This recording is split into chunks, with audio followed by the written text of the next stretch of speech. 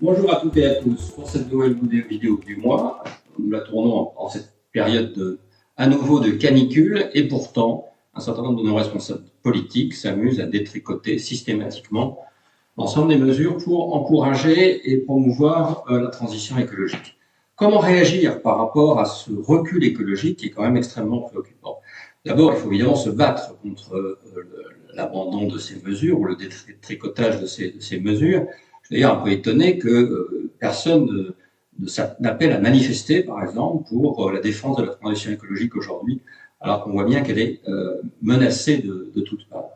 Il faut ensuite reconnaître que malgré cette impression de recul général qui est assez forte, il y a beaucoup de choses qui se passent sur le terrain, que ce soit dans les collectivités locales, chez les citoyens, dans les entreprises. Il y a beaucoup de choses qui continuent à se passer.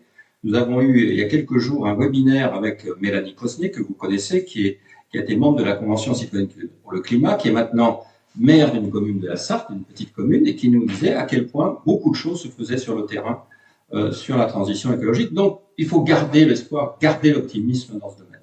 Et troisième chose, il faut essayer de comprendre pourquoi il y a un tel recul écologique et pourquoi certaines catégories de la population se détournent non pas de la nécessité d'agir pour l'écologie, mais plutôt des solutions qui leur sont proposées.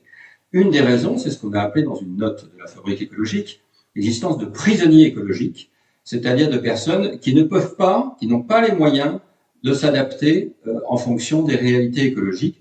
Je prends l'exemple d'un ménage qui achète sa maison à 30 km du centre-ville parce qu'il n'a pas les moyens d'acheter ailleurs et qui est donc obligé de prendre sa voiture pour aller travailler. Donc il faut bien comprendre pourquoi un certain nombre de mesures écologiques ont du mal à passer et sont menacées.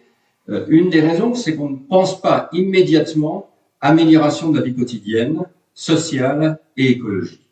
Et c'est pour ça que la Fabrique écologique propose une méthode un peu différente et va travailler là-dessus dans les années à venir, partant de la vie quotidienne pour montrer à quel point un certain nombre de mesures écologiques sont d'abord des mesures d'amélioration de la vie quotidienne.